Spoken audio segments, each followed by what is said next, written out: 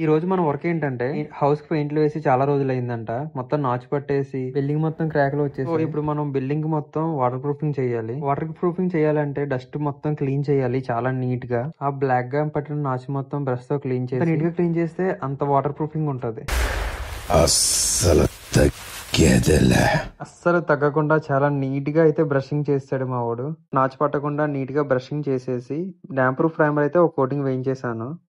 Flooring చూసారుగా ఎంత దారుణంగా తయారైందో. ఫ్లోరింగ్ కూడా చాలా నీట్ గా క్లీన్ చేయాలి. నేనైతే ఫ్లోర్ క్లీనింగ్ కి వాటర్ గన్ తీసుకున్నాను. ఇలా నాచు మొత్తం వాటర్ ఫోర్స్ వల్ల క్లీన్ అయిపోతుంది. నేనైతే ఫ్లోర్ కి పట్టిన నాచు మొత్తం చాలా నీట్ గా కొట్టేస్తున్నాను. చూసారుగా ఫ్లోర్ కి ఎంత నాచు అయితే పట్టిందో. అనేది వర్షాకాలంలో వాటర్ స్టోర్ అయిపోవడం వల్ల ఇలా నాచు ఫామ్ అయిపోతుంది. ఫైనల్ గా ఫ్లోర్ కి పట్టిన నాచు మొత్తం ఒక సైడ్ కి లాగేసా. చూసారుగా ఫ్లోర్ కి మొత్తం ఎంత నాచు పట్టిందో. బకెట్ లోకి ఎత్తేసి పడేసా. మళ్ళీ నాచు పట్టకుండా డాటర్ ఫిక్సిట్ రూఫ్ సీల్ అయితే తీసుకున్నాను. సీల్ లో కలర్స్ కూడా ఉంటాయి. నేనైతే గ్రే కలర్ తీసుకున్నాను. ఒక కోట్ ప్రైమర్ కోట్ వేసిన తర్వాత 1 hour గ్యాప్ ఇవ్వాలి. ఇక్కడ డ్రై అయిన తర్వాత సెకండ్ కోటింగ్ అయితే స్టార్ట్ చేయించేసాను. సెకండ్ కోటింగ్ వేసిన తర్వాత ఒక 3 hours గ్యాప్ ఇచ్చి మూడో కోటింగ్ వేసుకుంటే సరిపోద్ది.